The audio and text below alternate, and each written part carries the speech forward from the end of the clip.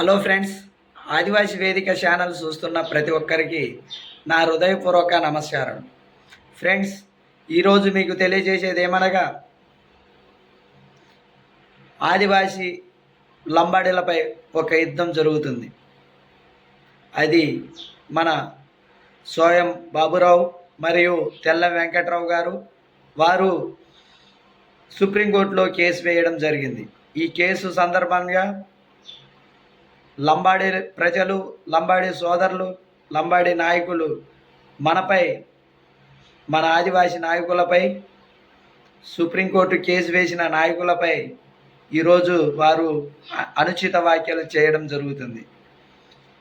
అలాగే ఉస్మానియా యూనివర్సిటీలోని మన ఆదివాసీ విద్యార్థులు వారి యొక్క భావాలను మన ప్రెస్ మీట్ ద్వారా తెలియజేయడం జరుగుతుంది. కాబట్టి ఈ వీడియోని ప్రతి ఒక్క ఆదివాసికి తెలియజేయాలని కోరుకుంటున్నాను. జై ఆదివాసీ. ఉన్నారు మాకి కలిసి వచ్చేటువంటి ఆదివాసీ ప్రజాప్రతినిధి కూడా ఈ రోజు వాళ్ళు బెదిరిస్తా ఉన్నారు, భయభ్రాంతులకు గురి చేస్తా ఉన్నారు. అయ్యా, పార్లమెంటు సభ్యులైనటువంటి మాజీ సీతారాం నాయక్ గారు మాట్లాడుతూ ఒకటే అన్నాడు, మేము తలుచుకుంటే ఇవాళ బీఆర్ఎస్ గవర్నమెంట్ ను కూడా కూల్చోగలిగేటువంటి సామర్థ్యం కలిగింది. ఇవాళ కేబినెట్ లో ఒక్క అబ్బా మా ఆదివాసి అక్క, మా సమ్మక్క సారక్క వారసురాలు, మా అక్క, మా సీతక్క ఈ రోజు తెలంగాణ రాష్ట్రం ఏర్పడిన తర్వాత నుంచి 10 సంవత్సరాలు అయిపోయింది అబ్బా. 10 సంవత్సరాల నుంచి ట్రైబల్ వెల్ఫేర్ డిపార్ట్మెంట్ లో మేము పోలేనటువంటి పరిస్థితి అబ్బా. బంజారాలు, లంబాడీలు వాళ్ళకి సామాజిక వర్గాలకు సంబంధించిన మినిస్టర్సే ఉన్నారు. ఈ రోజు ఈ కాంగ్రెస్ ప్రభుత్వంలో కూడా మా ఆదివాసి మా అక్క వస్తే ఈ రోజు కూడా వార్వనీయకుండా కుట్రపూరితంగా దాడులు చేసేటువంటి ప్రయత్నం చేసి బెదిరింపులకు గురి చేస్తున్నటువంటి పార్లమెంటేరియన్ అనేటువంటి మాజీ సీతారాం నాకు చెప్తున్నాము, నువ్వు కూడా అదే పార్లమెంటు నియోజకవర్గం నుంచి కంటెస్ట్ చేసినటువంటి చరిత్ర ఉంది నీకు కూడా. కాబట్టి అదే ప్రజానికం, ఆదివాసీ ప్రజానికం కూడా ఆ పార్లమెంటేరియన్ లో ఉన్నది. కాబట్టి దయచేసి మేము చెప్తున్నాము, రెచ్చగొట్టే వ్యాఖ్యలొద్దు. మేమేమంటున్నాము, చట్టబద్ధంగా మిమ్మల్ని కలపలేదనేటువంటి మేము చెప్తా ఉన్నాము.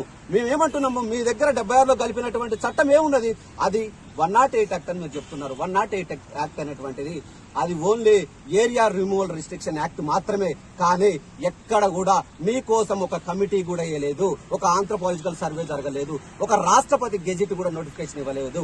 అట్లాంటిది ఏమీ జరగకుండా కూడా ఈ రోజు మా రిజర్వేషన్ ఉపయోగించుకొని విద్య, ఉద్యోగ, ఉపాధి, రాజకీయ అన్ని రంగాలలో మీరు అభివృద్ధి చెందిందే కాకుండా మా యొక్క అస్తిత్వాన్ని కూడా ఈ రోజు మమ్మల్ని తప్పుదో పట్టి మమ్మల్నే అసలు ఆదివాసులు కాదని చెప్పి మాట్లాడుతున్న పరిస్థితి. కాబట్టి అయ్యా, తెలుగు ప్రజలైనటువంటి మీరు, తెలంగాణ ప్రజలైనటువంటి మీరు, విప్లవోద్యమం వహించినటువంటి ఉద్యమకారులు, అదేవిధంగా ప్రజాస్వామికవాదులు, మేధావులు అందరూ కలిసి ఇవాళ మా గొంతుకై కలిసి మాకి సపోర్ట్ గా, మద్దతుగా ఉండండి అని చెప్పేసి మా ఆదివాసీ సమాజం తరపు నుంచి మేము విన్నవించుకుంటా ఉన్నాము.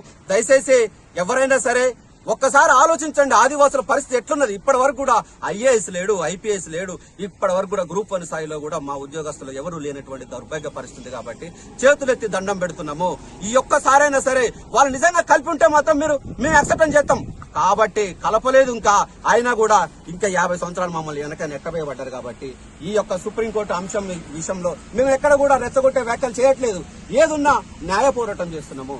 రాజ్యాంగబద్ధంగా ఇలా దేశంలో అత్యున్నత న్యాయస్థానం మేము వెళ్లి మా గోడని విన్నవించుకోవడానికి వెళ్లి ఈ రోజు చేస్తుంటే దాన్ని కూడా తప్పుదోవ పెట్టించే ప్రయత్నం చేస్తున్నారు తెలుగు ప్రజల్ని, తెలంగాణ వాదులను కూడా. దయచేసి మీరందరూ కూడా మా గొంతుకై మా పక్షాన్ని నిలబడతారని ఆశిస్తూ ఉద్యమవందనాలు తెలియజేస్తూ జై ఆదివాసీ, జై ఆదివాసీ, జై ఆదివాసీ, జై ఆదివాసీ.